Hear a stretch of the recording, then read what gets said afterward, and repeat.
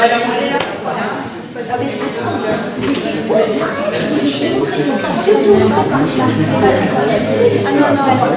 le drapeau là, ils sont. Et regarde, le drapeau quand.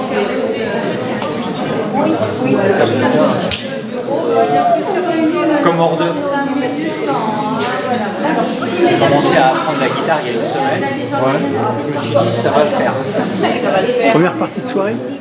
Faut bien démarrer, il faut bien débuter. Et puis vous allez filmer, vous en plus. C'est en cours. Il y aura des pros. S'il y a besoin de chanteur, faut demander à Christian. Hein, si tu as besoin d'un chanteur pour t'accompagner, faut demander à Christian. Christian? Ouais, il chante pas mal aussi. Hein. Non, non, Christian. Du Johnny. Moi j'ai une branche synchronique, donc je sais pas.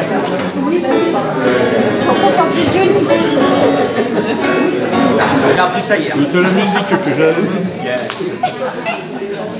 Eh, Nicolas. Il faudrait peut-être que j'accorde la guitare. Ah, tu pourrais nous chanter une chanson.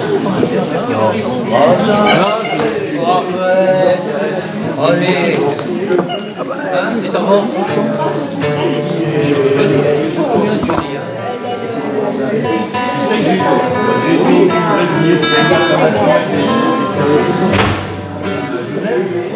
J'ai de la chance.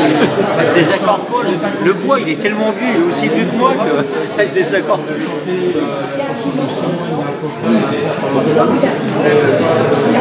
Plus de 1500 musiciens dans la prod.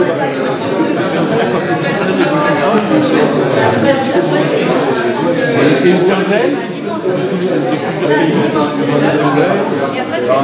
Un coup, il y avait une partie qui était faite en anglais, il y avait une partie qui était faite en français, il y avait une partie qui était faite en espagnol. Et on s'est relayé comme ça.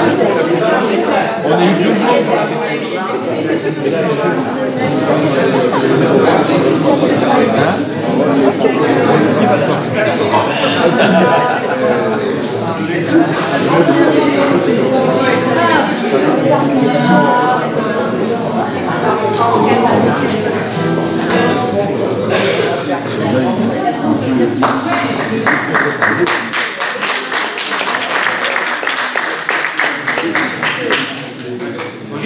J'ai préparé un petit mot pour vous dire pourquoi je suis là. Parce que c'est vrai que j'ai une guitare et puis je chante des chansons, mais je suis avant tout quelqu'un qui est impliqué avec mes camarades de la LFI à Crépy-en-Valois.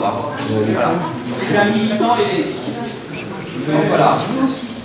Eh bien oui, je sais que là je suis en terrain chez la famille là. Par curiosité, du coup j'ai rempli mon nom. Voilà, j'ai fait. Voilà. Donc je suis là pour chanter quelques petites chansons et puis je ne veux pas chanter non plus n'importe quoi. Chanter la famille et donc, je vais vous faire une petite chanson que je voudrais vous présenter sur cet aspect-là. J'ai écrit des chansons, j'ai tout un spectacle. Et puis des chansons qui rentrent en totale corrélation avec nos idées. Ça tombe bien. Voilà. Alors celle-ci, je l'ai faite il y a quelques années, en 2005, à l'époque du référendum. Elle s'intitule Debout. Je vais essayer de vous la chanter. Sans micro? Sans micro.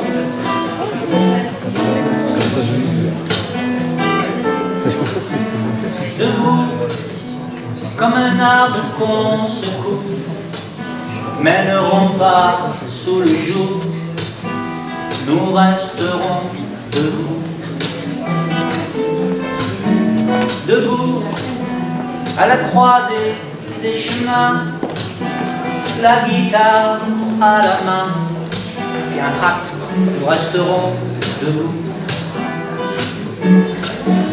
Debout, naufragés de l'existence, il y a une arche en partance où nous resterons debout. Debout, jusqu'au pied de nos lits, il y a une roue, un tapis où nous resterons debout. Debout, dans ce monde qui te fait la peau, où les mots pleuvent comme des couteaux, où nous resterons debout jusqu'au bout du chemin pour cueillir d'autres refrains que nous chanterons debout. Debout, prisonnier de ton corps, le vent souffle loin du port où nous resterons.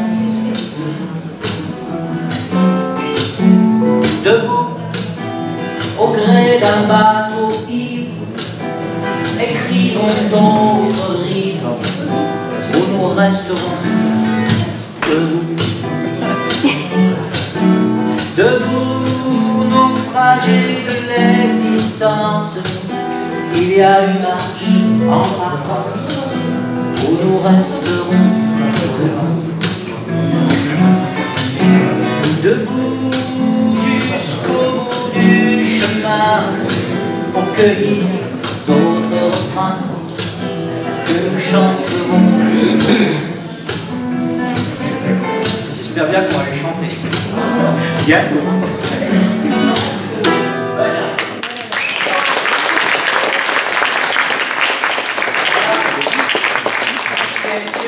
C'est pour nous, c'est pour tous les gens qui portent en eux ces idées-là, quoi.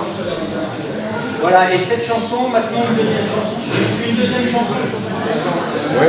Elle s'intitule Le Pieux. Vous la connaissez tous?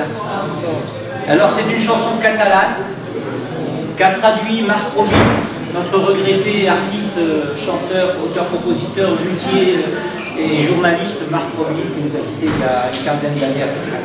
Voilà, Le Pieux. Ah, c'est plutôt en mineur. Du temps où je n'ai... C'est déjà ça.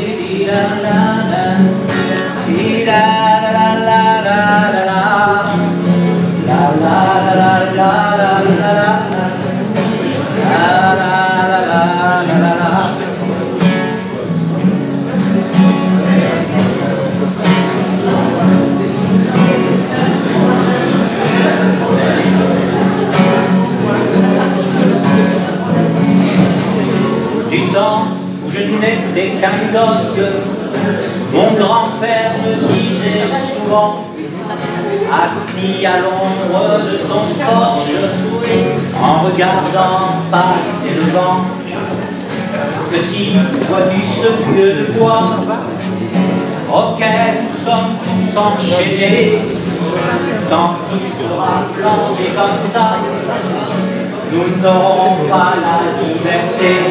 Mais si nous tirons, s'il tombera, ça ne peut pas durer comme ça.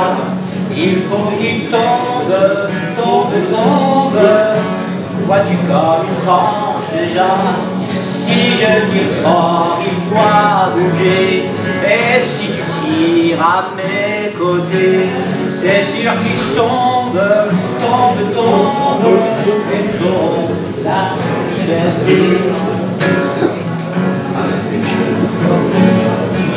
Petit, ça fait déjà longtemps que je m'y écorche les mains, et je me dis de temps en temps que je me suis battu pour rien. Il est toujours si grand, si lourd, la force vient à me manquer.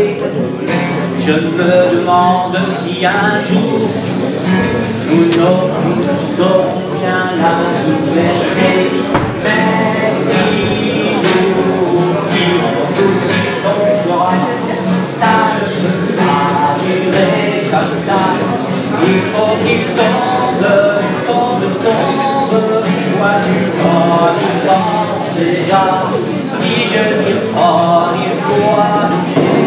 Et si tu tires à mes côtés, c'est sûr qu'il tombe, tombe, tombe. Et nous aurons la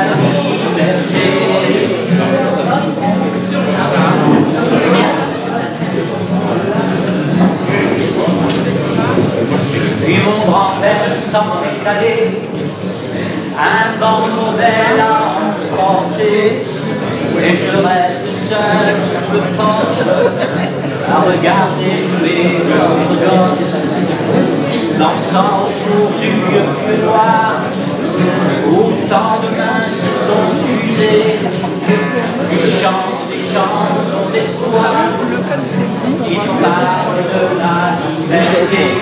Mais si nous ça ne peut pas durer comme ça. Il faut qu'il tombe, quoi du temps, il pense déjà. Si je me trompe, il doit bouger. Et si tu tires à mes côtés, c'est sûr qu'il tombe, elles auront la liberté. C'est sûr qu'il tombe, elles auront la liberté.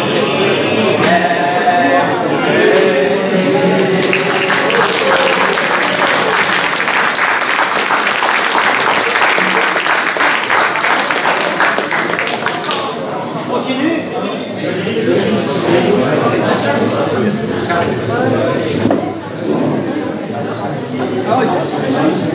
Tu vas être les quoi?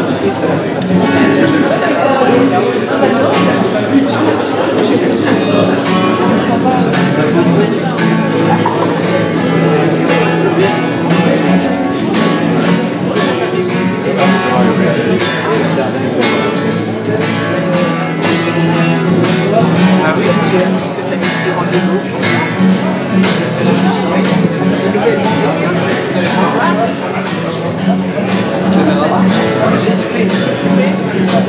Vous connaissez l'hymne des Gilets jaunes?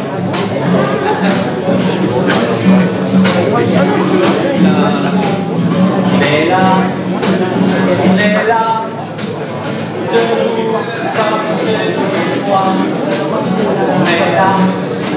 On est là, debout pour défendre nos droits. C'est facile, vous pouvez chanter avec moi. On est là, debout comme ce d'autrefois. On est là, debout pour défendre nos droits. De Dijon à Bordeaux, de Marseille à Paris, dans les beaux quartiers qui nous sont interdits, marchons dans le vent de la fraternité, que Dieu nous parlera de ce qui nous arrive. On est là, comme ceux de revoir. On est là, pour défendre nos droits. On est là pour l'avenir, la terre assassinée. On est là pour l'avenir, sera notre pays. Traçons des lendemains sur les routes enflammées, les nuages qui vont les tirs de la tête. On est là, on est là.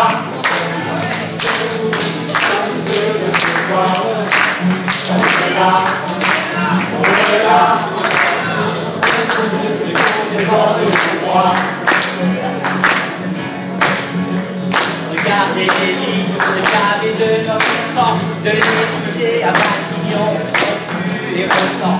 Regardez qui le pays, qui le défend, qui est encore, qui est encore.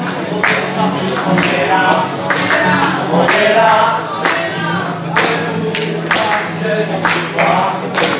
On est là,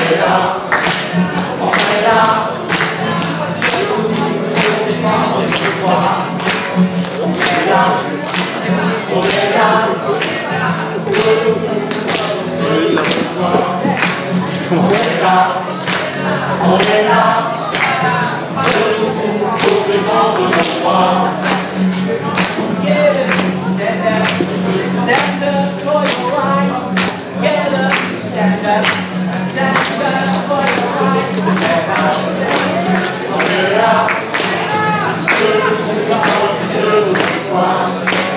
On est là, on est là,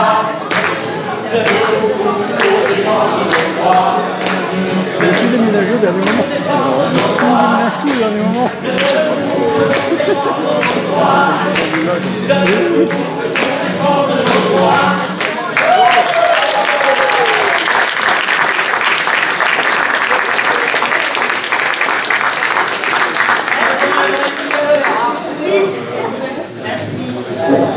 à vous. Plaisir. J'essaye.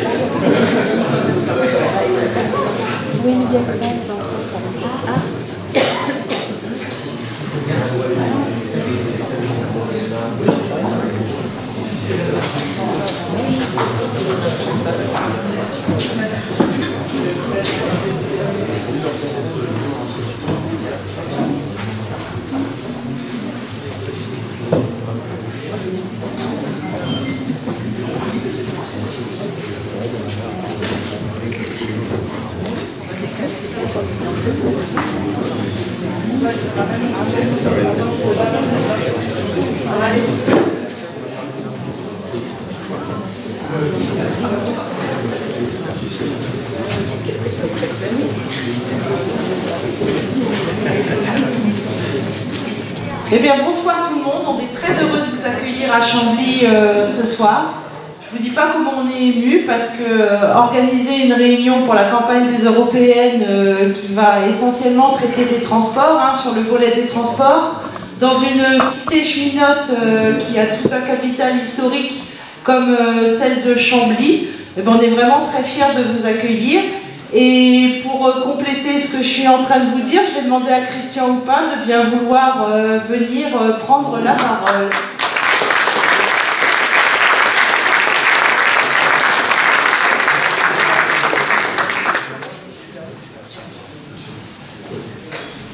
Eh bien, bonsoir tout le monde. Je vous dis tout de suite que ça a été une vraie course pour pouvoir organiser cette réunion publique et je voudrais remercier tous ceux qui y ont contribué parce que c'était vraiment une course de vitesse. On a eu seulement les tracts il y a 4 jours, donc voilà. Donc je veux remercier tous ceux qui ont contribué, bien sûr Juliette, Béranger, François Ruffin qui est aussi parmi nous donc ce soir. Je voudrais donc saluer aussi la présence de Michel Francex, le député maire, ancien député maire de Chambly.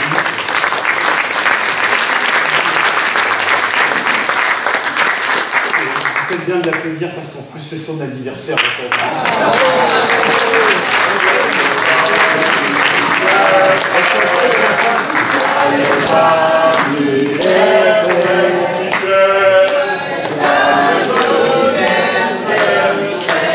Bon, ça commence bien. Alors, pour ceux qui ne connaissent pas bien la cité, il y a vraiment une très grande histoire. Vous êtes ici dans une salle des fêtes, j'allais dire, historique. La cité, c'est un lieu de mémoire pour les cheminots.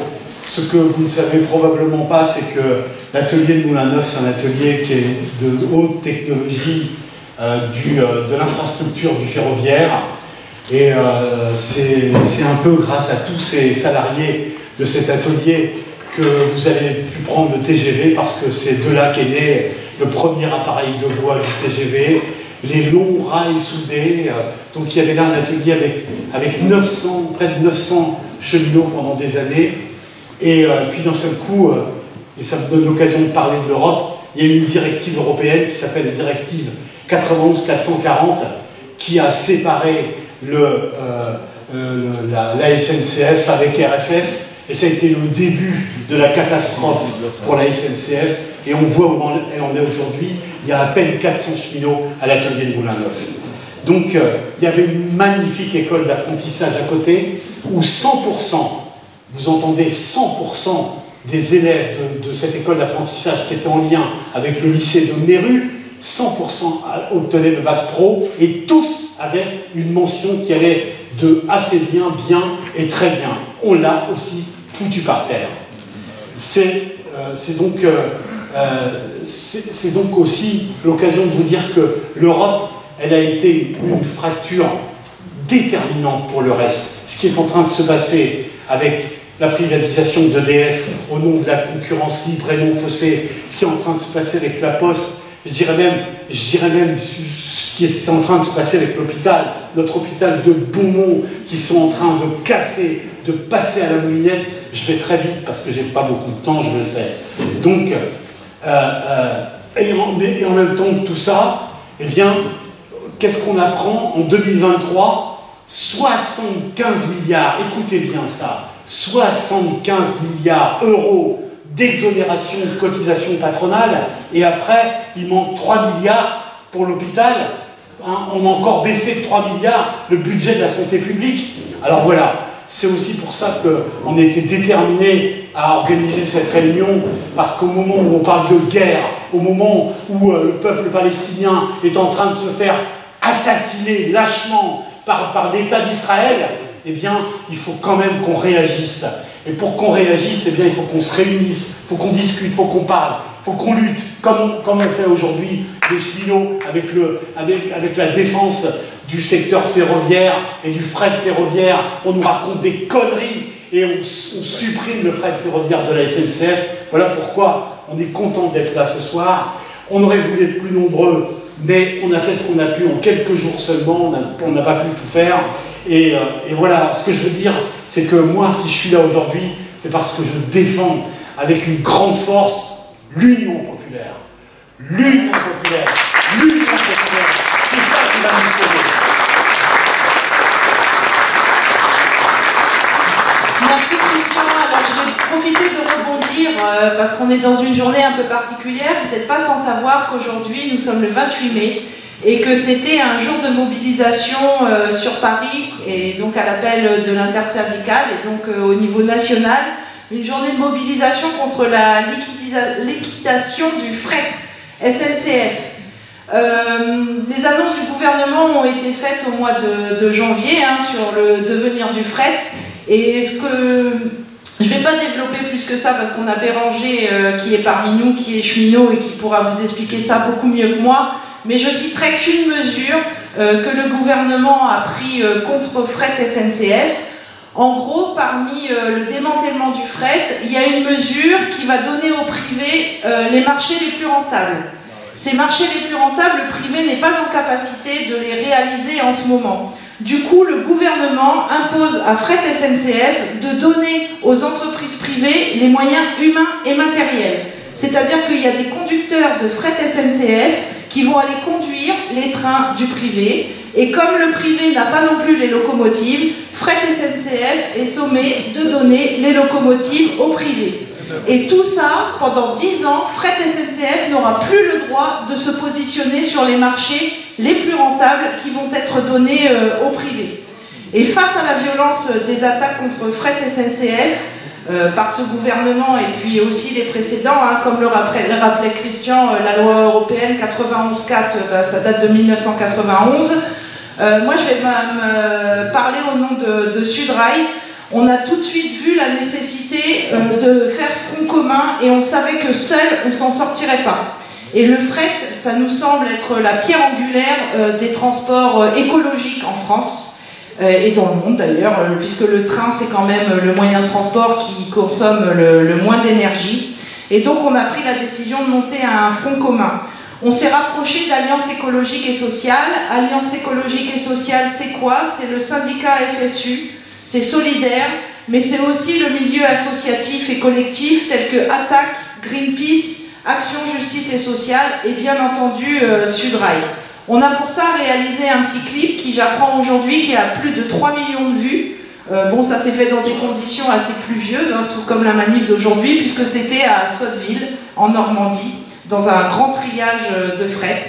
Et ce qu'on m'a encore rappelé aujourd'hui, un copain de Sudrail, Julien Trocaz, il me rappelait que parmi les 38 listes qui étaient en campagne pour les européennes, une seule était en soutien contre le démantèlement de fret SNCF, et cette seule liste, c'est la France Insoumise.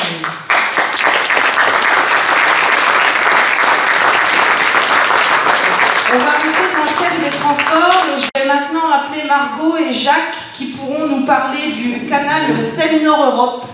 Et vous allez voir qu'en termes de stratégie écocide, c'est pas mal aussi.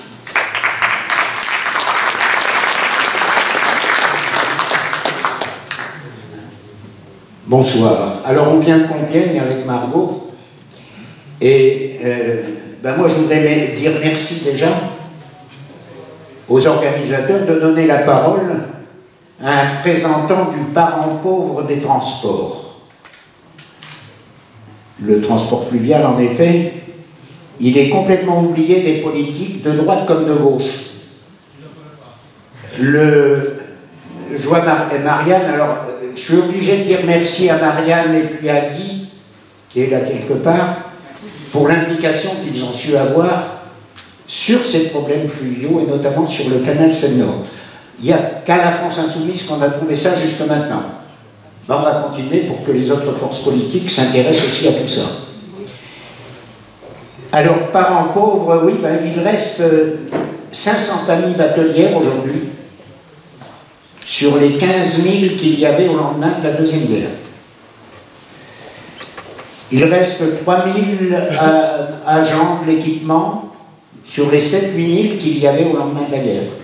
Agents des services navigation qui font fonctionner les canaux.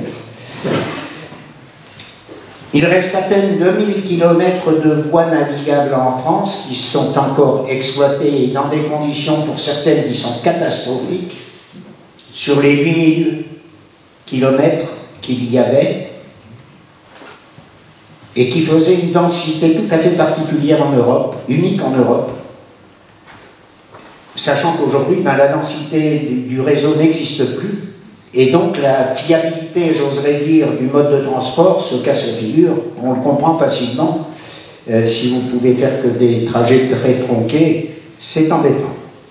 Alors ces chiffres sont le résultat de choix politiques de 5 à 6 décennies qui se sont conclus en 1992 par la mise en place de Voies navigables de France, qui est un établissement public qui était là pour bousiller les ponts et chaussées. Bon, après, on l'a vu sur la route, avec la remise des routes au département, des routes nationales au département, même opération, hein, mais sur la route. Vous connaissez tous le problème des services publics qu'on essaye de massacrer partout où ils existent. Alors en même temps qu'on a largement bradé le fret fluvial, on a bradé le fret ferroviaire, hein, on en a déjà parlé. Et un jour, en étudiant les problèmes, j'avais remarqué, mais c'était dramatique de voir comment on fermait une voie secondaire ferroviaire et en même temps déplaçait un petit canal. J'ai eu l'impression que les directions des ponts et chaussées d'un côté et de la SNCF de l'autre se mettaient d'accord le matin pour savoir combien ils allaient fermer de lignes en même temps, quoi. C'est impressionnant, une sorte de cohérence de démarche. Il faudrait peut-être y réfléchir. Alors, aujourd'hui, il ne va plus y avoir de problème puisqu'on construit le canal Seine-Nord-Europe et on nous dit que ça va relancer le fret fluvial. Alors, ma camarade va vous en parler avec le canal Seine-Nord-Europe. Mais avant de terminer, je voudrais quand même rappeler, parce que je ne voudrais pas être trop long et lui prendre son canal, c'est le collectif de Compiègne, hein, je vous en parlerai un petit peu. Au-delà de la fonction de transport d'un canal, je voudrais rappeler à nos élus d'aujourd'hui et à ceux de demain qu'un canal ou une rivière aménagée, c'est aussi un lieu de détente, un lieu de pêche, de pique-nique familial, de promenade, de tourisme fluvial. On fait des véloroutes le long des canaux. Ce sont des fonctions de ces voies navigables dont on ne parle jamais ou si peu. Et puis, ces mêmes voies navigables, c'est un transporteur d'eau pour les besoins de l'agriculture. Ce sont des fonctions dont on ne parle jamais. Alors, laisser se dégrader le réseau fluvial, ça veut dire dégrader tout ça aussi. Voilà. Je voudrais rappeler aussi, pour conclure, que maintenant on a un méga canal qui va se construire et que c'est 3500 hectares de terres agricoles qu'on va bousiller et que ce sont des millions de mètres cubes d'eau qu'on va pomper avec de l'énergie électrique en pagaille à la veille de difficultés annoncées.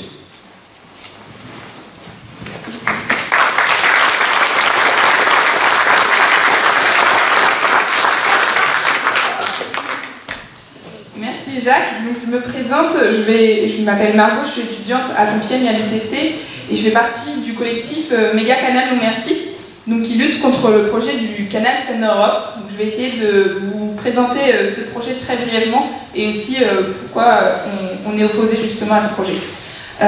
Alors d'abord, le projet Canal Seine-Europe, c'est le projet d'une construction d'une liaison fluviale reliant Compiègne à Aubancheux-au-Bac dans le nord. Donc ça traverse l'Oise, la Somme et le Pas-de-Calais.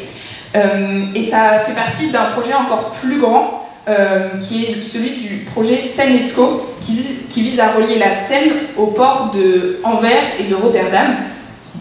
Donc c'est fortement lié à un autre petit projet qui s'appelle le projet Magéo, qui relie Compiègne à Creil. Et ce projet est donc un énorme projet qui a pour objectif de faire passer des porte-conteneurs du plus grand gabarit au niveau européen. Donc on parle de 4400 tonnes de chargement sur le porte-conteneur. Et pour pouvoir faire cela, ça inclut d'énormes travaux qui nous semblent totalement démesurés. On parle de 78 millions de mètres cubes de déblais. Donc ça détrône la construction de la ligne à grande vitesse Tours-Bordeaux. Ça implique la création de 6 écluses. Comme ils le disent, les 6 écluses les plus importantes jamais construites en Europe. 3 ponts canaux, dont un de 1,3 km, 62 ponts et le développement de 4 ports intérieurs.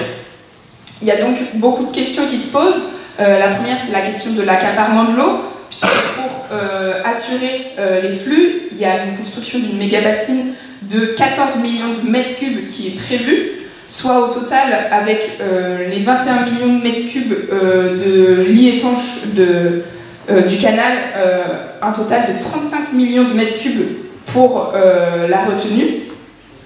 Donc c'est vraiment énorme. Il y a une question aussi de destruction de la biodiversité avec des zones Natura 2000 touchées, de 100 espèces d'animaux qui sont menacées. Il y a également 3300 hectares de zones agricoles qui seront artificialisées, alors même que ces zones agricoles font partie des plus fertiles de France.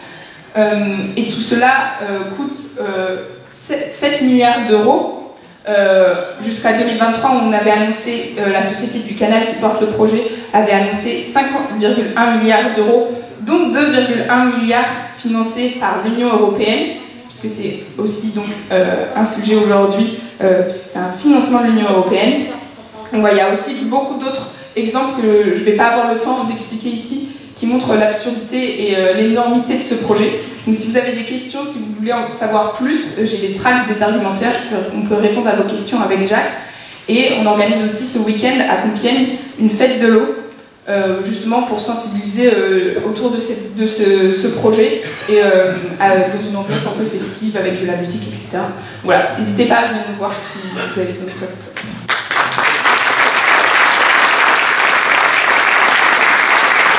Merci Marco. On a bien compris que comme Fret SNCF, le canal Seine-Nord-Europe, enfin la lutte contre ce canal, elle ne pourra pas se faire tout seul.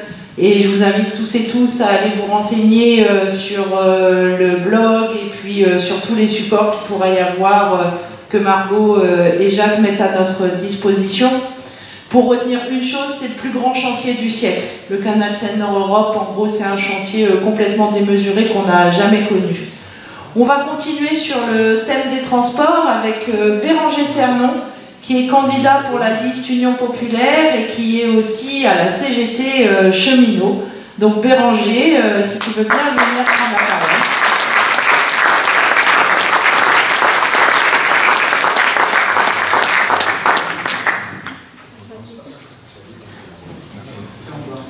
Ça fait vraiment entrer des artistes, c'est beau.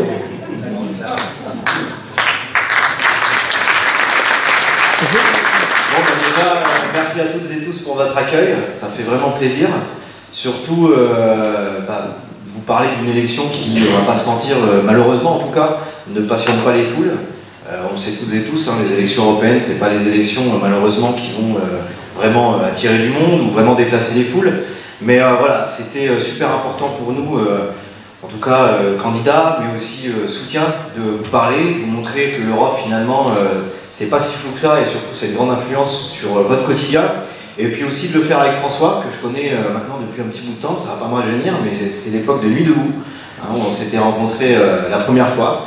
Et on se dit que pas grand chose n'a changé, si ce n'est que ça empirait. Donc voilà, il y a des choses à faire, et des grandes choses à faire. Donc je suis fier aujourd'hui de faire partie d'une liste Union Populaire. Union Populaire, c'est pas un nom galvaudé ou placé là par hasard. C'est parce que sur cette liste, il y a vraiment des gens de qualité, des combattants, des leaders syndicaux, des gens qui ont envie de changer les choses, et ce qu'ils appellent vulgairement des gens de la société civile. Alors ça me fait toujours un peu rire, parce que si vous connaissez des gens qui viennent d'autre part que de la société civile, bah surtout il faut nous le dire, parce que nous on ne les connaît pas. Tout le monde vient de la société civile. Mais la grande différence qu'on a avec ces gens qui nous appellent comme ça, c'est que nous on n'est pas des professionnels de la politique, on ne vit pas de ça, et au contraire, si demain on n'est pas élu, bah, c'est pas un problème, on ira là où on était depuis le début, c'est-à-dire au travail, on retournera au travail, on n'a aucun problème avec ça. Et du coup, si on est élu, eh ben on y va avec nos tripes, avec la rage au ventre de changer les choses, et de faire changer les choses dans le bon sens. Parce qu'aujourd'hui, il y a trop de choses qui sont faites, qui vont à l'encontre des choses. Et c'est vrai que, clairement, on ne supporte plus la criminalisation des mouvements sociaux et de contestation. On veut au contraire démontrer que les mouvements sociaux, ça a toujours été porteur en leur sein du progrès social. Et ça a toujours correspondu à l'intérêt général. On est, j'ai dit, des lanceurs d'alerte, des syndicalistes, et on veut bousculer les choses. L'Europe, c'est lobby. Juste pour vous donner un ordre d'idée, au niveau de l'Union Européenne, on a un député pour 9 lobbyistes. Vous vous rendez compte un petit peu la pression qu'ils peuvent subir vis-à-vis de ces lobbyistes, qui, vous l'imaginez bien, ne sont pas eux vraiment dans l'intérêt commun, mais plutôt dans leur intérêt personnel, et surtout l'intérêt capitaliste. Et on ne s'y trompe pas, hein. Si aujourd'hui les médias nous attaquent de manière aussi violente, alors un coup on est éco-terroriste, un coup islamo-gauchiste, un coup wokiste, bon vous voyez ça dépend du sens du vent, c'est parce que justement le système capitaliste aujourd'hui il est à bout de souffle, il a encore une assurance, c'est l'extrême droite, et il sait que par contre si nous on arrive au pouvoir, on n'aura pas la main qui tremble, et on ira vraiment jusqu'au bout de nos idées, sans compromission et sans tergiversation.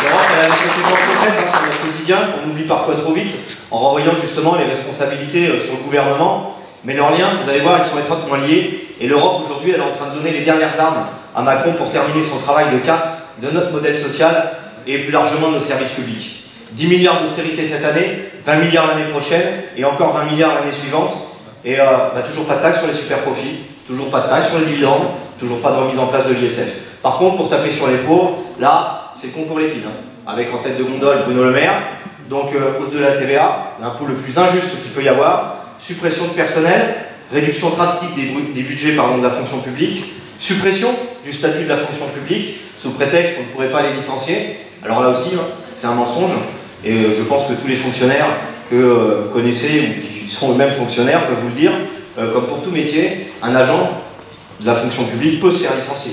Si jamais il y a une faute lourde, très clairement, derrière il y a un conseil de discipline, et derrière, le licenciement peut être dit, et je peux vous dire qu'en tant que cheminot qui a un statut, malheureusement, c'est régulier d'assister à des conseils de discipline avec des licenciements. Donc là encore, on voit que c'est un mensonge, et puis rappeler que le statut d'un fonctionnaire, c'est pas un cadeau, c'est un conquis social, en plus d'être la garantie d'une neutralité absolue de celui-ci.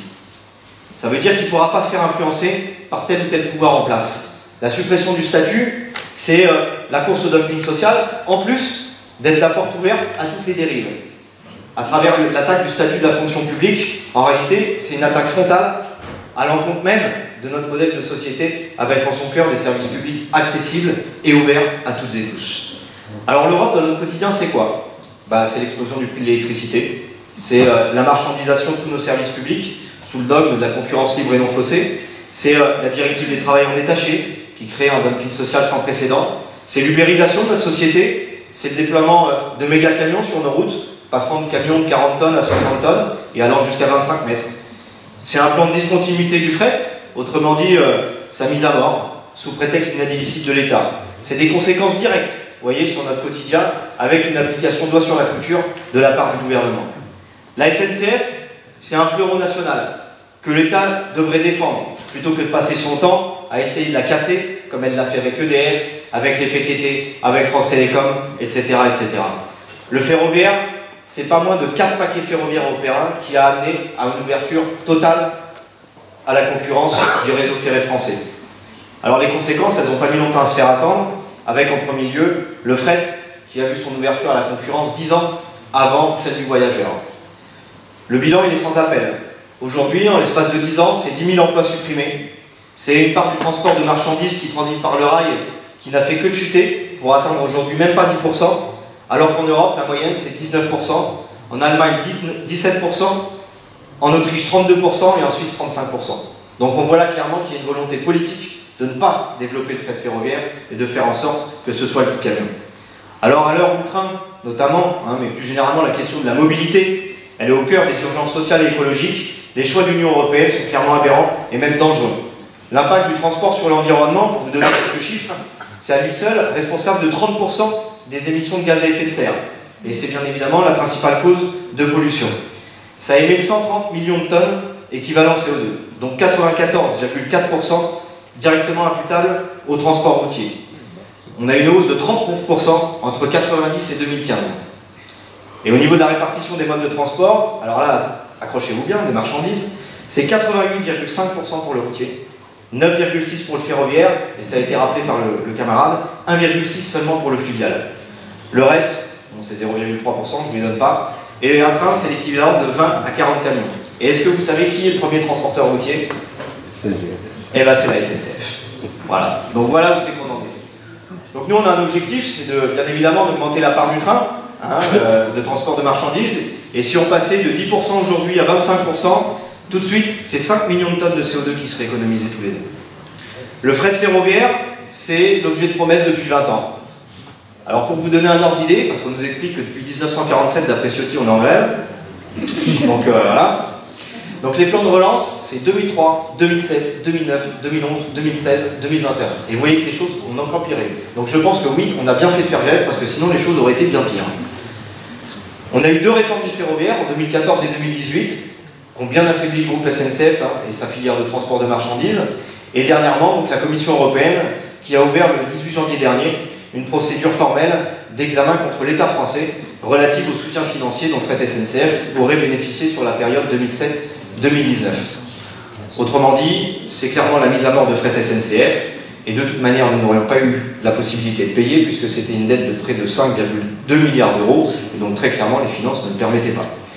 Pour vous donner un ordre d'idée, et ça c'est pas nous qui le disons, c'est pas les syndicats ou quoi, c'est qu'il y a une étude d'impact, c'est 300 000 à 500 000 camions en plus par an sur les routes.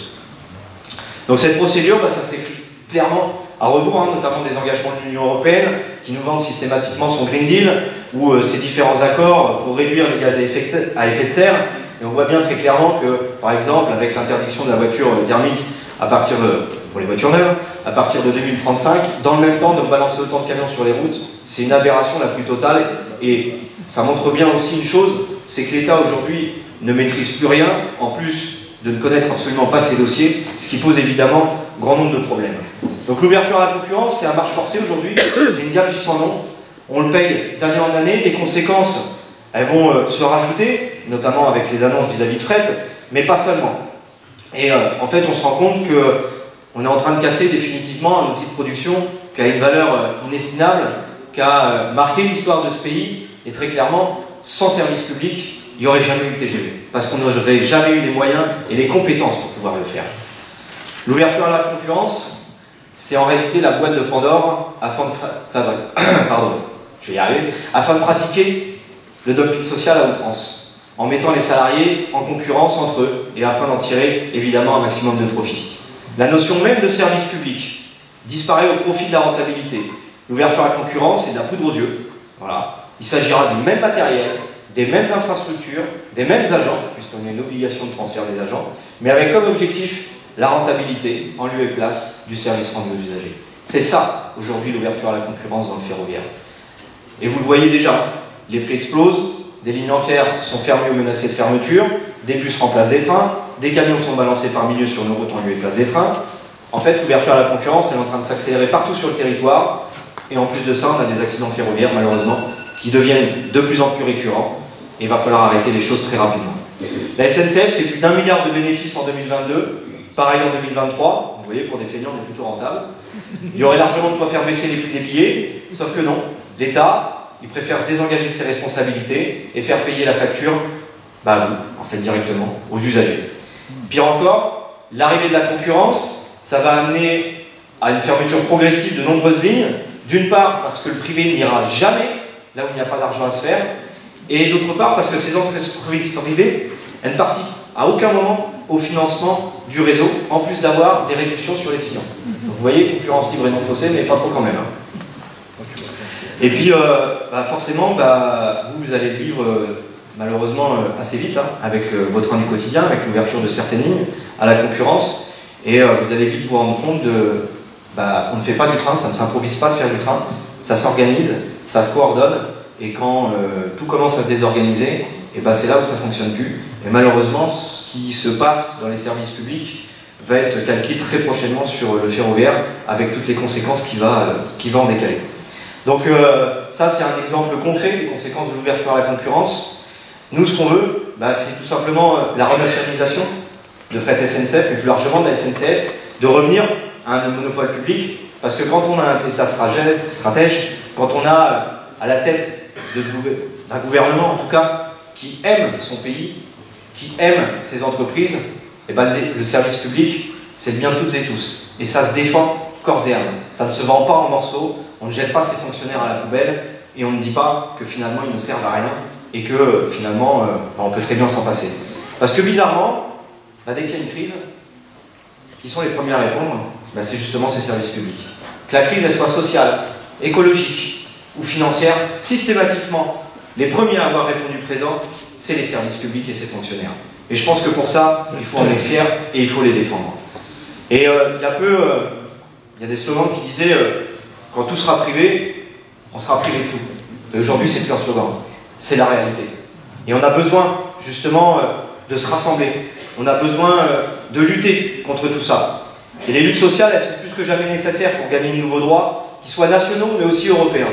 Et si on veut les gagner, et les inscrire justement dans la loi, on aura besoin de politiques nous soutenant et nous aidant. Et je remercie d'ailleurs François pour son travail, parce que franchement, ça fait du bien de voir des gens comme ça, qui nous comprennent et surtout qui nous défendent. Un exemple quand je dis qu'on va avoir besoin du politique, je suppose que vous avez tous entendu parler de Carlos Tavares, ça va vous dire quelque chose. Bon, en tout cas, si ça ne vous dit pas quelque chose, peut-être que le montant va vous dire quelque chose. 36,5 millions, c'est son salaire annuel. 36,5 millions. Et donc forcément, quand les médias ont appris ça, ça a fait réagir. Et même dans les médias, les éditorialistes ont commencé à dire ça fait peut-être un peu beaucoup. Et lui, il a dit quoi, Carlos? Il a dit moi je vois pas où est le problème. J'ai le droit. Donc après tout, je fais ce que je veux. J'ai des salariés qui sont au SMIC, qui sont dans la précarité, en étant intérimaire ou en CDD. Mais moi j'ai 36,5 millions, je m'en fous. Et puis si vous n'êtes pas content, vous avez qu'à faire une loi. Et avec le gouvernement qu'on a, il sait qu'il n'y aura pas de loi. Par contre, je peux vous assurer que si on arrive au pouvoir, on aura une. Et il ne sera pas 36,5 millions.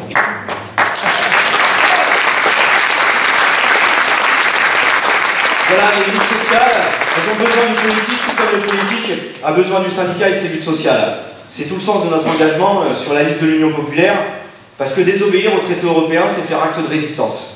Refuser l'application de la règle d'or des 3% qui s'appuie sur rien, c'est faire acte de résistance. Soumettre chaque traité au scrutin démocratique national, c'est faire preuve de démocratie.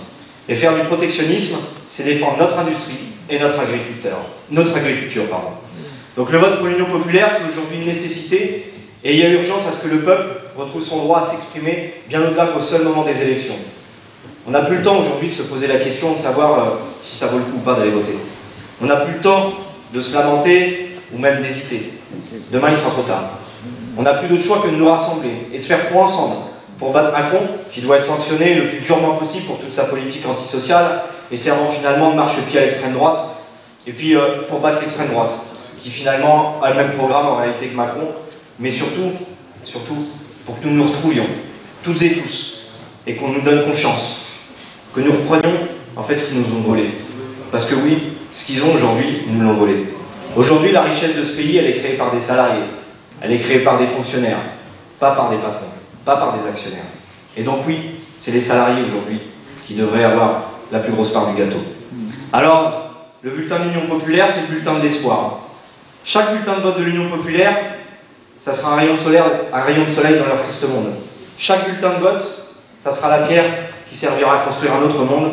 Faites-nous confiance et donnez-nous la force de tout changer de notre jour.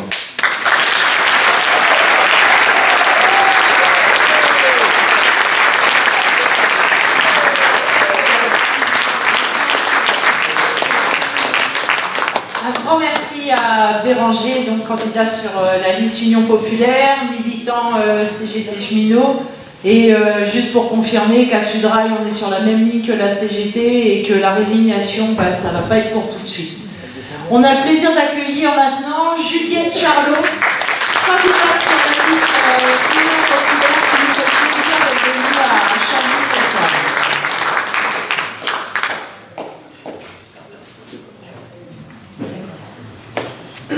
Bonjour à tous, alors désolée, je suis un petit peu malade, je risque de boire de temps en temps. Donc effectivement, je suis sur la liste avec Béranger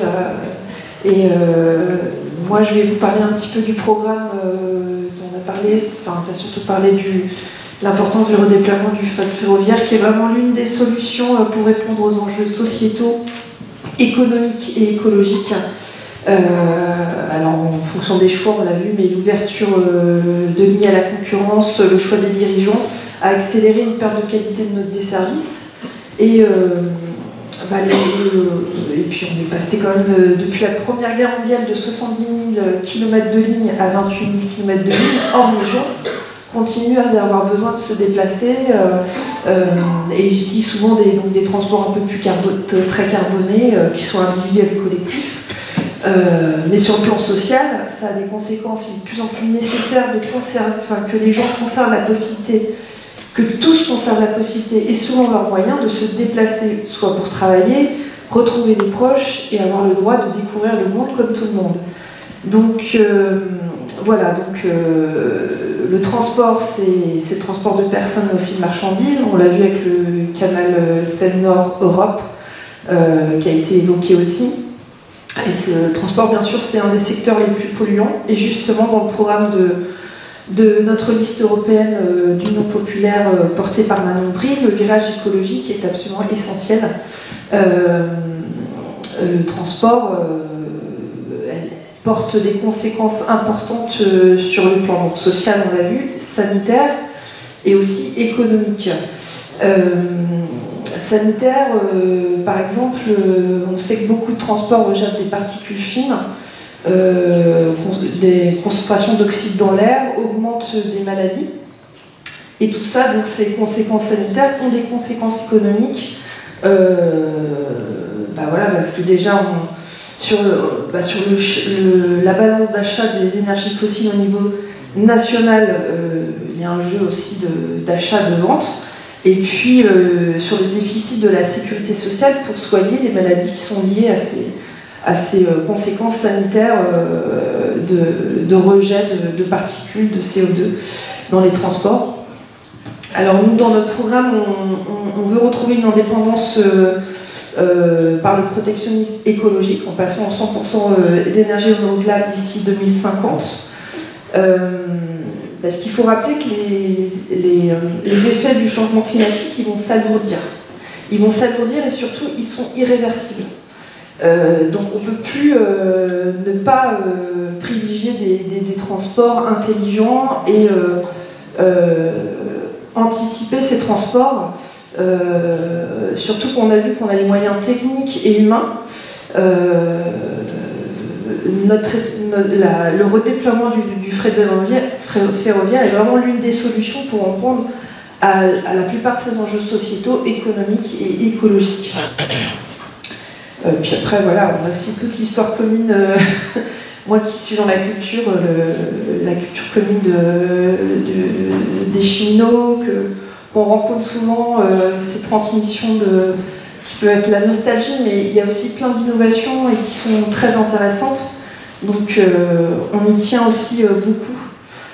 Ça fait partie de notre histoire et de notre culture commune. Alors, oui, on on a vu effectivement la lente dégradation palpable qui ressemble exactement à ce qui se passe dans tous nos services publics, on l'a dit aussi.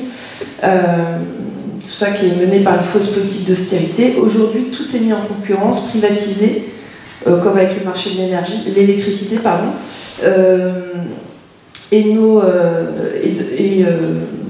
Et par exemple, on a aussi le cas de réseaux qui permettaient de générer des fonds publics importants, comme le réseau autoroutier, qui ont été complètement concédés pour le profit de grands groupes comme Vinci ou la SANEF, et c'est une absurdité économique, parce que souvent on les répare, et puis après c'est d'autres qui en profitent avec des marges pareilles énormes.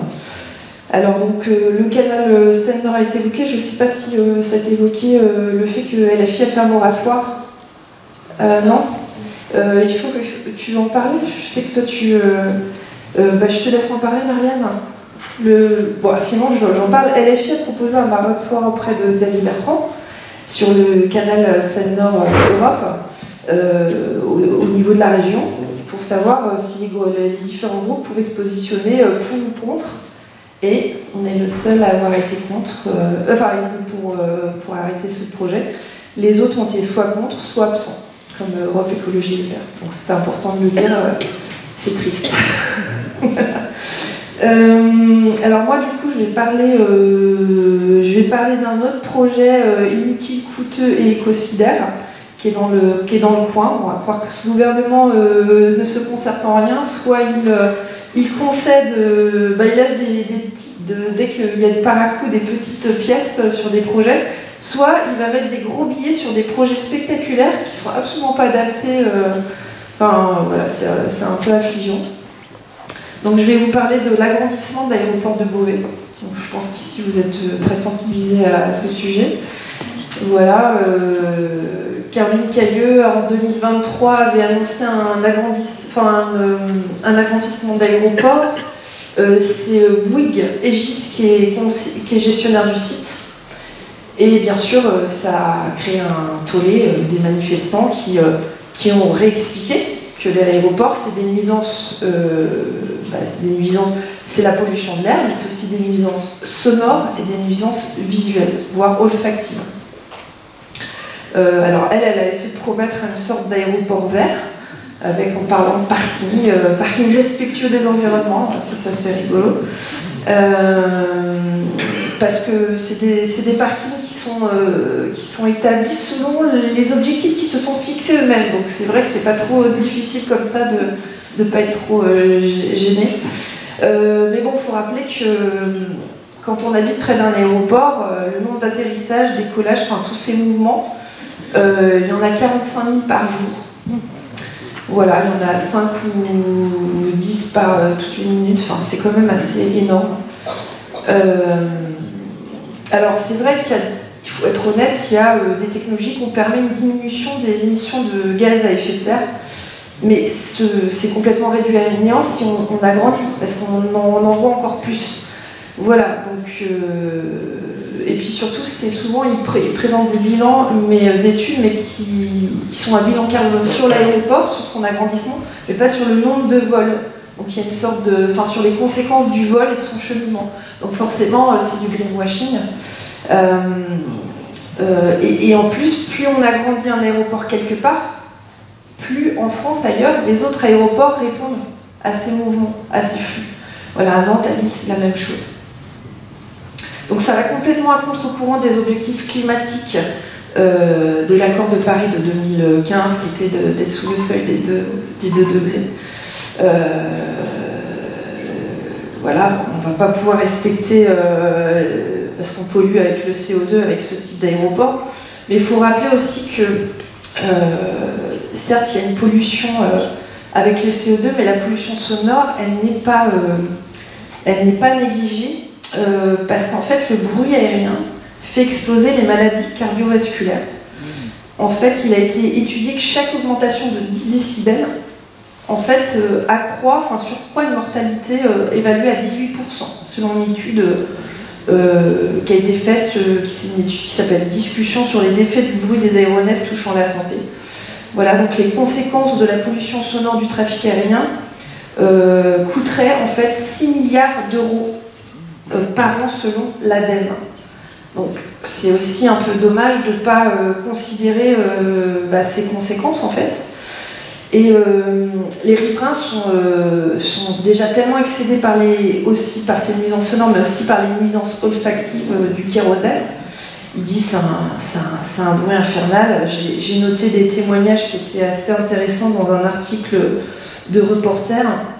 Donc ils décrivent un bruit infernal jusque tard le soir, et parfois au-delà du couvre-feu nocturne. Certaines heures, on peut avoir un avion qui passe toutes les 5 ou 10 minutes. Les niveaux de décibels sont tels qu'ils vont jusqu'à déclencher le babyphone, même fenêtre fermée, décrit une mère de famille. Donc c'est l'espérance de vie des riverains à proximité des aéroports qui est menacée. Donc alerte un médecin généraliste retraité, signature d'une tribune dans le monde pour venir soutenir cette mobilisation à Beauvais. Et selon une étude de l'université Gustave Eiffel, l'exposition au bruit des avions augmente fortement donc la maladie des cardiovasculaires. Et il y a d'autres personnes qui témoignent qui disent à l'école, les maîtresses nous disent qu'elles sont parfois obligées de s'arrêter en plein milieu parce que c'est trop bruyant de passer d'un avion. Et puis les enfants respirent l'air dans la cour. Françoise, quant à elle, rejoint le cortège avec un chiffon noirci. C'est ce que je récupère sur mes Velux quand je les nettoie. Voilà, donc c'est pas simple et donc l'agrandissement a été décidé. Donc, mais voilà, donc c'est un projet inadmissible, inutile et chaotique. Un agrandissement est incompatible avec l'urgence climatique. C'est vraiment des questions d'enjeu national et européen. Il faut vraiment réfléchir au maillage du territoire, ses transports, ses possibilités. Et donc, voilà, moi je vous rappelle que le 9 juin, on a un seul jour, un seul tour. Voilà, je vous invite à voter pour la seule liste qui a conscience de ces enjeux et qui est vraiment soucieux de nos avenirs à tous.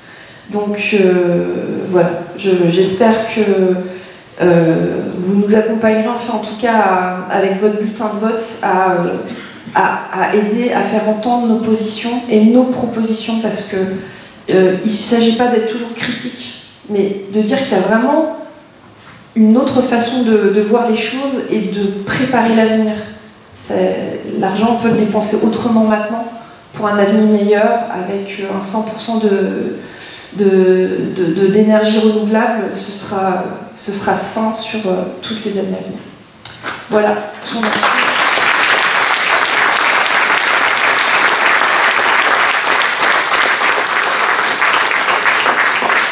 Un grand merci à Juliette donc, de nous rappeler qu'entre les décisions qui sont prises et puis les objectifs annoncés écologiques du gouvernement, il y a plus qu'un fossé, c'est un gap, un vrai gap. On va maintenant accueillir François Ruffin qui est venu tout spécialement à Chambly. C'est vraiment avec grand plaisir qu'on peut passer la parole.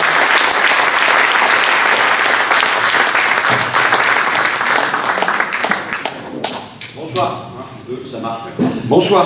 D'abord, je suis très heureux d'intervenir après Juliette Charlot, qui est ma compatriote amiénoise, j'espère que vous ne vous sentez pas trop envahi, et d'intervenir avec Béranger Cernon, qui est même à sa demande, puisque c'est lui qui m'a lancé l'invitation, et je suis très heureux parce qu'il l'a dit, il était déjà à mes côtés quand on a fait Nuit debout, on s'est retrouvés aussi pour la fête à Macron, et là, on intervient sur la question des transports, qui, j'y viendrai, est la clé de voûte de leur monde. Leur monde, le monde de l'argent, tient par la question des transports.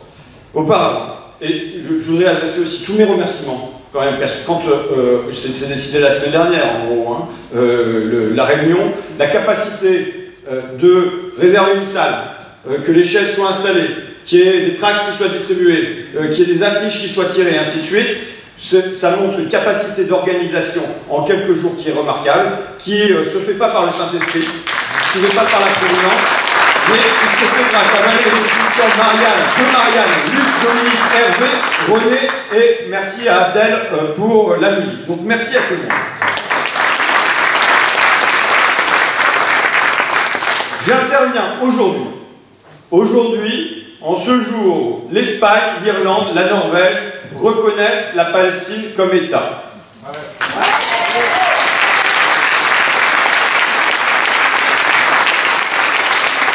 Je vais vous dire mon premier sentiment. Mon premier sentiment, c'est l'espoir.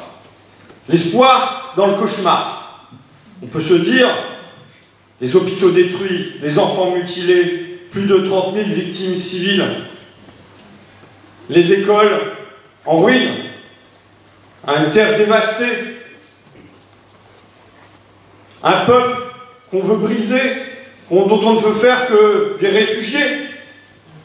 Et pourtant, ma conviction est que, à travers tout cela, le peuple palestinien se renforce. Que dans l'humanité, il y a une conscience partagée de la nécessité de la justice, de la paix et d'une terre pour la Palestine. Et je pense que ceux qui agissent avec brutalité sont en train de perdre cette bataille, la bataille des âmes et la bataille des esprits. Premier sentiment, je disais l'espoir. Deuxième sentiment, le regret, la honte. La honte que la France soit à la traîne, qu'elle soit en retrait dans la défense des droits humains, dans la défense des droits des Palestiniens, et que grosso modo on ne fait rien. J'ai là la réaction, le tweet envoyé par Emmanuel Macron après l'attaque à Rafah. Je le cite. Indigné par les frappes palestiniennes qui ont fait de nombreuses victimes par les déplacés à Rafah. Je m'arrête. Je veux dire, Emmanuel Macron est dirigeant d'une des grandes puissances mondiales. Ce n'est pas un vieux monsieur comme c'était ça à l'aisselle qui peut s'indigner dans son coin. C'est quelqu'un qui a du pouvoir, qui peut agir. Je poursuis. Ces opérations doivent cesser. Que va-t-il faire pour les faire cesser? Il n'y a pas de zone sûre à Rafah pour les civils palestiniens. On en est au constat.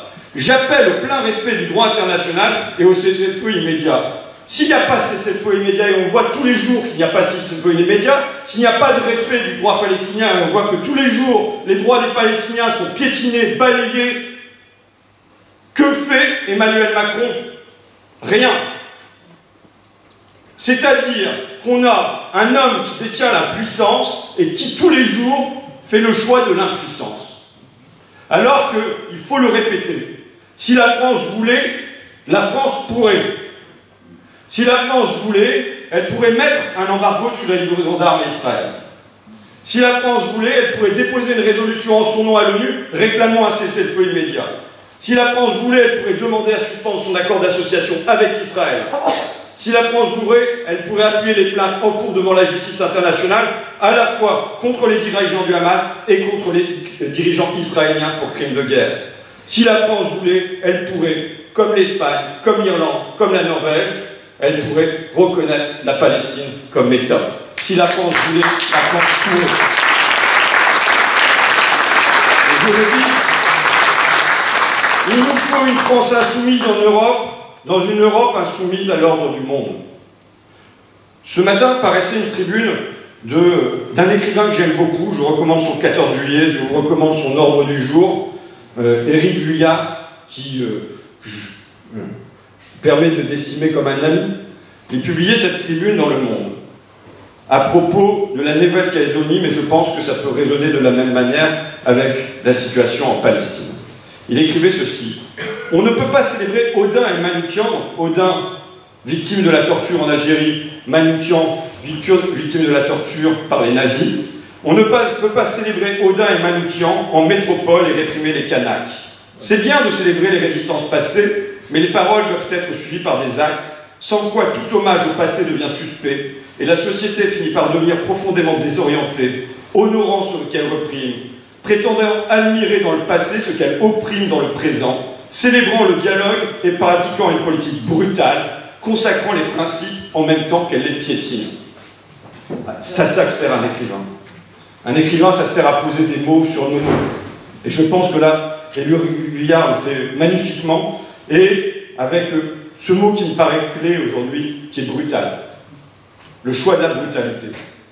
Le choix de la brutalité, évidemment, quand, face au peuple kanak, on voit quelles en sont les conséquences au loin, mais je dirais d'une brutalité euphémisée dans à peu près tous les dossiers qu'on peut passer en revue. On parlera du fret ferroviaire, mais l'opposition évidente de tous les syndicats à la liquidation de Fret SNCF. Quand on regarde les collèges, le choc des savoirs, le choix de passer par des groupes de niveau, l'opposition de toutes les fédérations de parents d'élèves, de tous les syndicats. Quand on regarde sur l'assurance chômage, contre tous les syndicats, et bien sûr, nous avons en mémoire le grand conflit clé de ces dernières années, qui est la bataille sur les retraites l'année dernière, avec, rappelons-nous-en, rappelons-nous comment ils sont passés par la brutalité, 7 Français sur 10 qui sont restés opposés à cette réforme, 8 salariés sur 10, tous les syndicats unis, et vraisemblablement une majorité à l'Assemblée nationale contre ce texte. Et ils sont passés en force.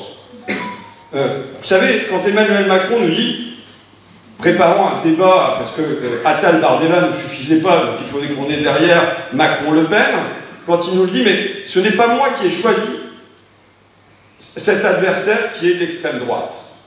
D'accord ?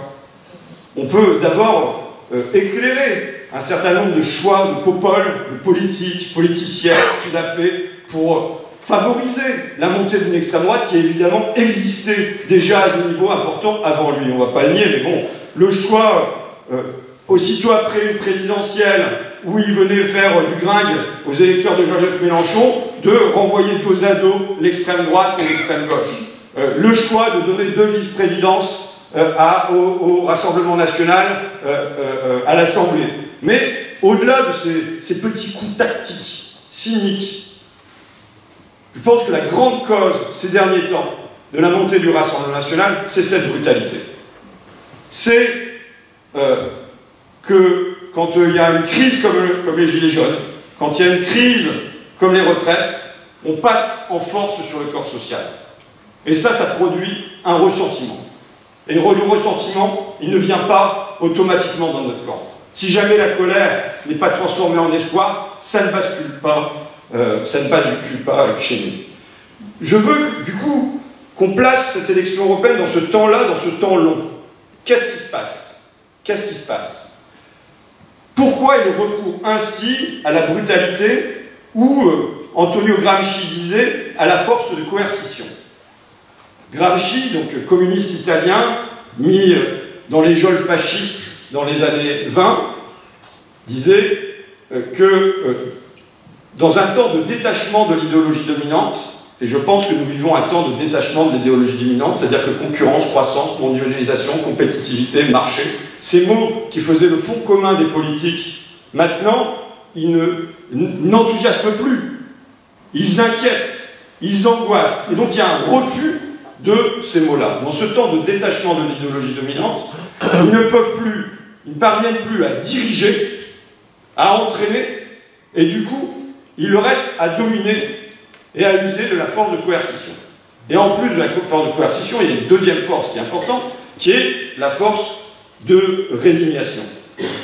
Et donc, du coup, les gens, depuis 20 ans maintenant, depuis au moins le traité constitutionnel européen, qui est quand même un gros marqueur, hein, je rappelle, parce qu'il faut se souvenir de notre victoire, 55% de non, 80% chez les ouvriers, 71% chez les employés, 67% chez les chômeurs, donc un véritable vote de classe, en l'occurrence. Depuis ce temps-là, au fond, l'orientation qui est donnée, la direction qui est donnée, les gens ont dit non. Donc, on a une tension avec une démocratie qui se fait sans le démos contre le démos. Et en permanence, les gens qui fuient les propositions qui sont faites, c'est-à-dire ce marché de l'électricité, c'est très concret pour les gens, c'est ce marché de l'électricité où on a mis de la concurrence, qu'est-ce qui se passe? C'est des factures qui bondissent, mais qui bondissent pour les gens ordinaires, mais aussi pour les commerçants, pour les artisans, pour les entreprises y compris. C'est le médicament qui devient un marché, on a une multiplication par 7 des pénuries de médicaments. Et donc, c'est l'inflation qui n'est pas compensée par les salaires en hausse. Et donc, toute cette contraction-là font que les gens quittent ce qu'on peut appeler le bloc central libéral, c'est-à-dire la Macronie aujourd'hui. Les gens cherchent une issue de secours. Et ils ont deux issues de secours. Et disons la vérité, c'est qu'aujourd'hui, ce n'est pas chez nous que ça vient massivement. Nous avons à proposer un débouché à un mouvement social puissant qui s'est déroulé l'année dernière et qui aujourd'hui en absence de débouché politique. Et je pense que ça produit une dépression dans le pays, et en particulier une dépression dans la gauche. Tout mouvement social a besoin d'un débouché politique. Mai 68, le débouché politique, c'est mai 81. Décembre 95, le débouché politique, c'est la gauche plurielle de 97. Le mouvement sur les retraites 2010, le débouché, c'est François Hollande 2012. Ça ne veut pas dire que tous les débouchés politiques nous plaisent. Et en parlant de Hollande, vous avez lu qu'il est passé à la télé jeudi soir, dans l'événement, au nom de Raphaël Glucksmann et du Parti Socialiste. Et je le dis, dans l'après 9 juin, nous aurons à construire l'unité. Nous aurons à construire l'unité dans la clarté. Mais ça ne peut pas être avec François Hollande. Disons les choses franchement. Nous n'avons pas oublié les milliards qui ont plu en crédit impôt compétitivité emploi. Nous n'avons pas oublié la Grèce et l'austérité entérinée. Nous n'avons pas oublié Florange et son perdre les ouvriers, c'est pas grave. Nous n'avons pas oublié la loi travail. Nous n'avons pas oublié les sortants. Nous n'avons pas oublié, surtout, comment c'est lui qui nous a amené Emmanuel Macron à l'Élysée.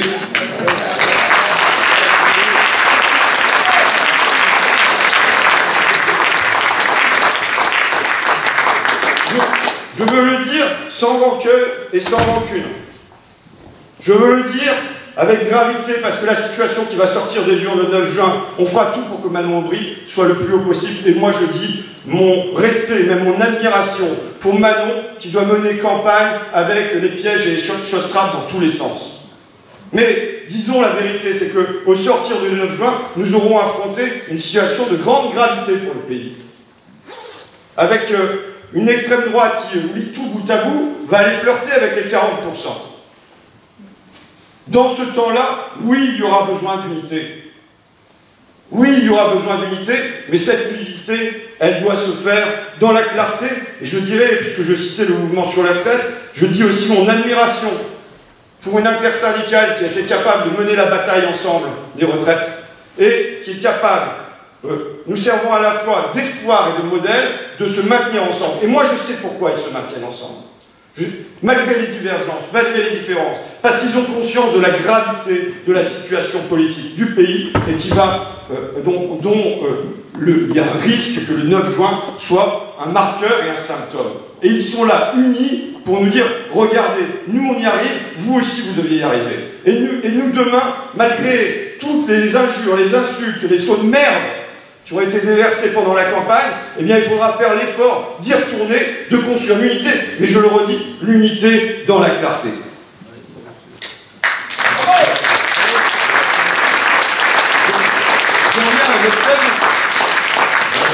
Le truc il ne me dit pas combien de temps je vais encore le droit, mais Jérôme, c'est pas grave. Donc j'étais cet après-midi dans la manif pour le fret forward. D'ailleurs, je me suis pris un éclat, là, je ne sais pas si vous le voyez, j'ai un petit parce qu'on m'a fait appuyer sur le truc qui fait boum, là, en mettant un gros casque sur les oreilles et des lunettes, mais j'ai quand même chopé un éclat sur le front. Je le disais, mais je vous le dis ce soir aussi, j'aime le train. J'ai fait l'année de Merci Patron, j'ai fait plus de 40 000 km en train, c'est-à-dire plus que la circonférence de la Terre. Et je le payais. Et donc j'ai rêvé de me marier avec une cheminote. Pour avoir le train gratuit. C'est mon cousin qui s'est marié avec une cheminote, j'ai trouvé une autre solution, moi, je suis devenu député. Vous voyez? Et j'ai aussi le train gratuit. Ça a été dit avant moi, mais évidemment, c'est la première cause d'émission de gaz à effet de serre et c'est en hausse, ce sont les déplacements. Face à ça, face à cette urgence climatique, la SNCF, le rail devrait être l'outil de transformation, l'outil sur lequel on s'appuie.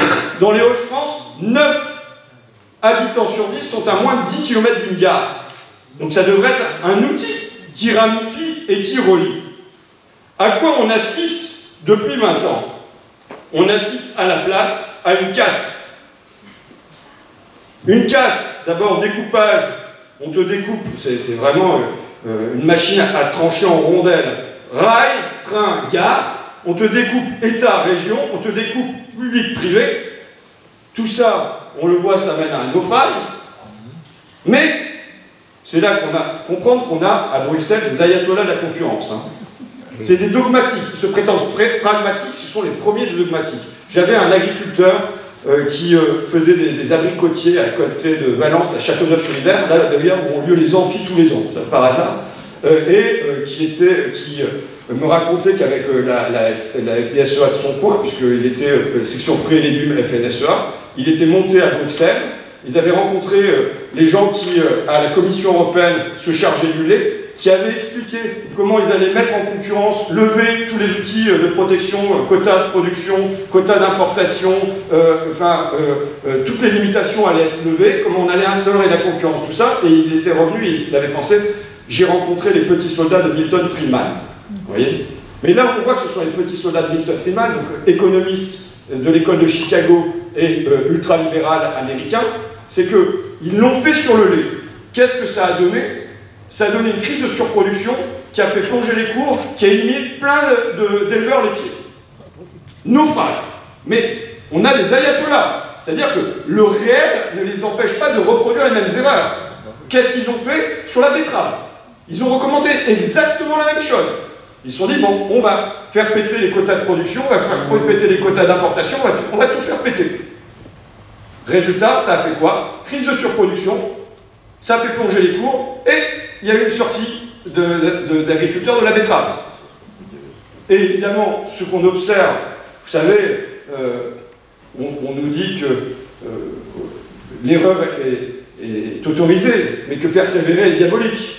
Il persévère. Il y a un échec manifestement, ça a été dit sur le fret, mais sur à peu près tout, pour faire que la concurrence amène du mieux sur le train, mais néanmoins, ils poursuivent. Macron, il faut quand même venir à lui. D'abord, Macron, à quoi il va laisser son nom?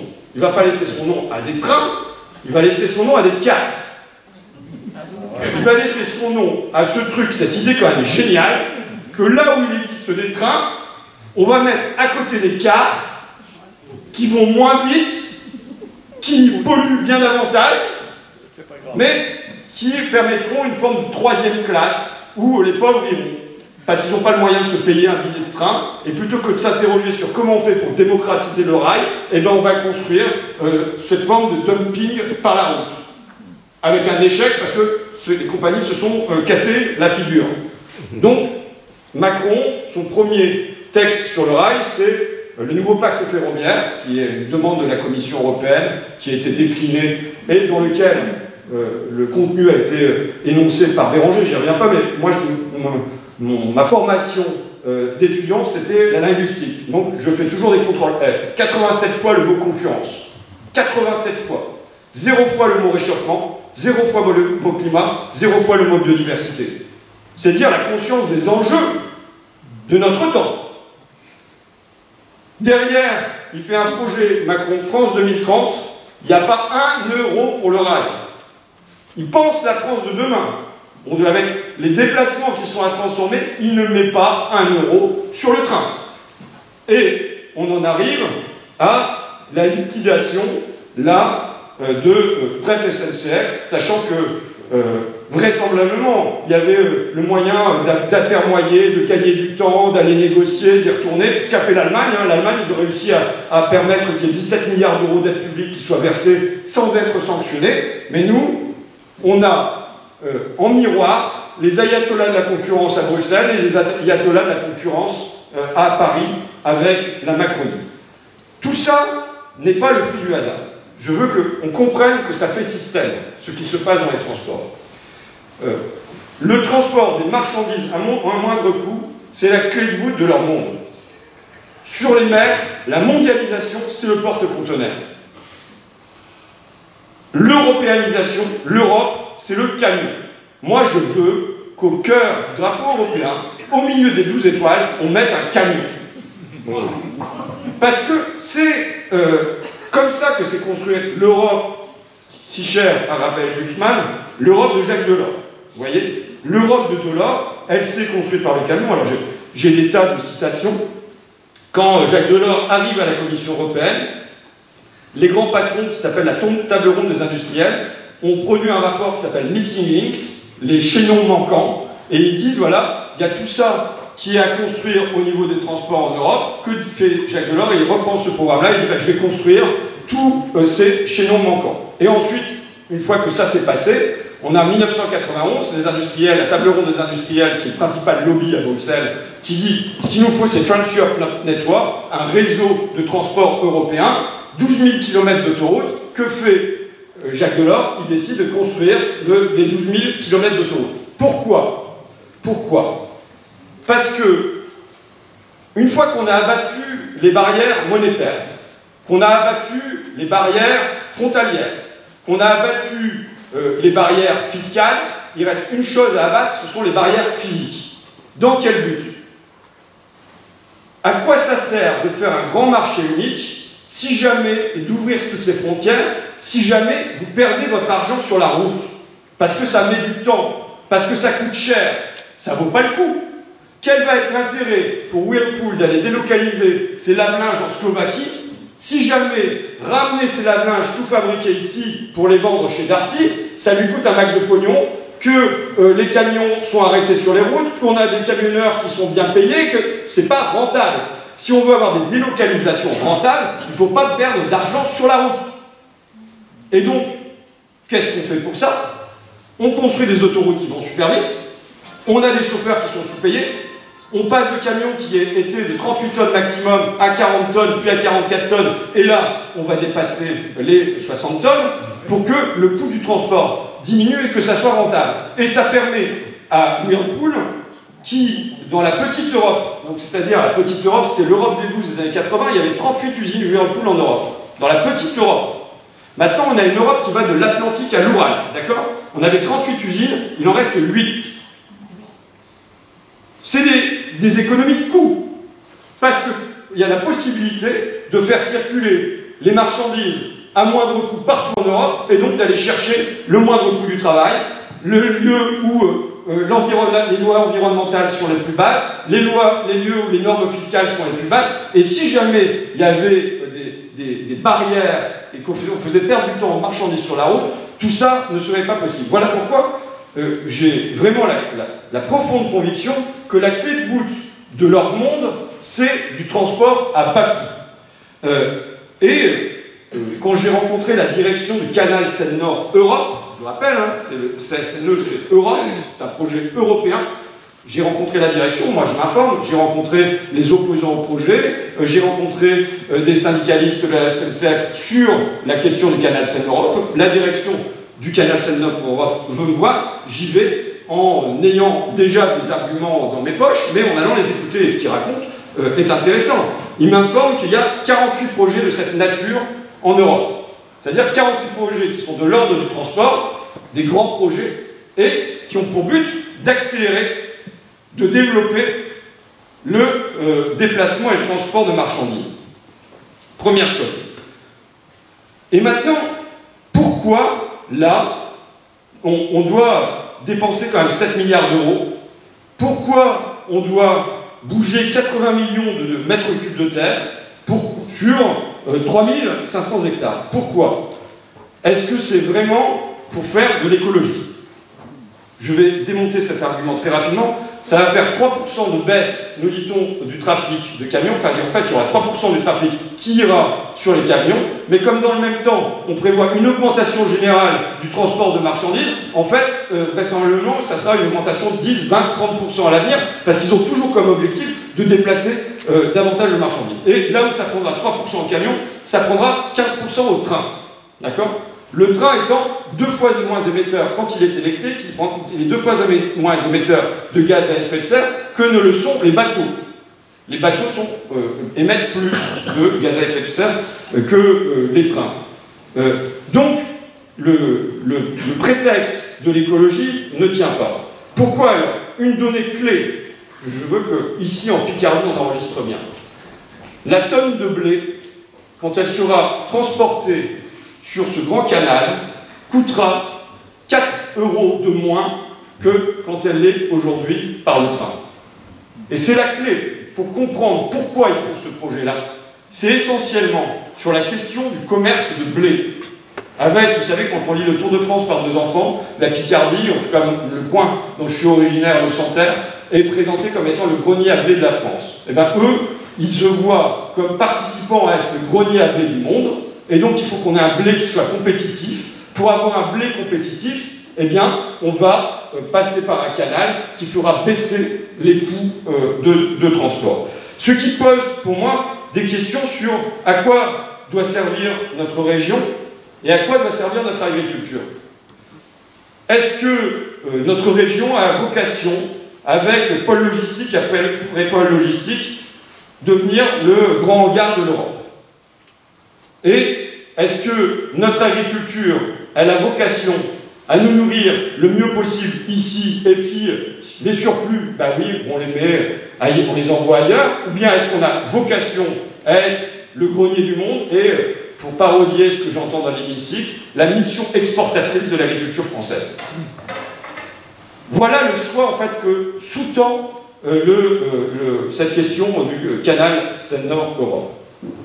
Et pour conclure, je veux qu'on l'y dise avec clarté et avec Manon. Qu'est-ce qui nous rassemble? Qu'est-ce qui nous rassemble sur tous ces thèmes-là? Pour nous, l'Europe du grand marché, c'est non. Pour nous, l'Europe de la concurrence libre et non faussée, c'est encore non. Pour nous, l'Europe du libre-échange à tout va, c'est non. Pour nous, l'Europe ouverte à tous les vents, c'est toujours non.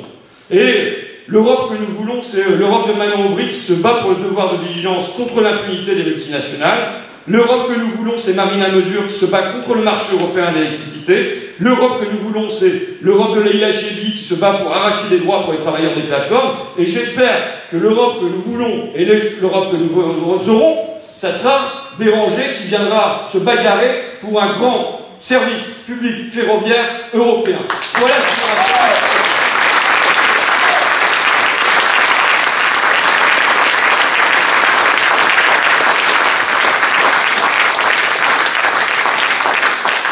Il reste donc 10 jours pour semer des graines d'espoir pour la gauche, pour la France, pour l'avenir. Et on ne se leurre pas. On le sait que le chemin sur lequel nous sommes engagés est un chemin long et qu'il ne s'arrêtera pas le 9 juin. Et que la récolte, elle ne sera pas le 9 juin au soir. Mais je pense qu'il est nécessaire qu'on ait à Bruxelles des députés qui portent une ligne d'unité avec clarté. Je vous remercie en tout cas.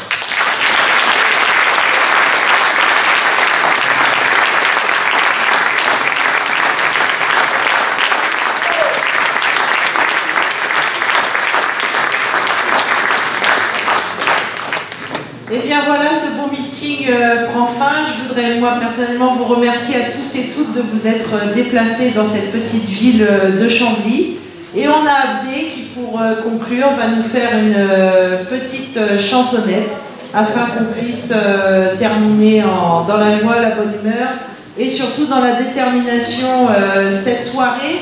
Je voudrais vous rappeler aussi que pour les personnes qui ne pourront pas aller voter le 9 juin, ne pas hésiter à faire des procurations. Vous allez sur le site Action Populaire, il y a tout qui est expliqué et vous pouvez donc donner votre vote à quelqu'un puisque toutes les voix comptent. Merci à tous d'être venus et puis on se dit à très bientôt.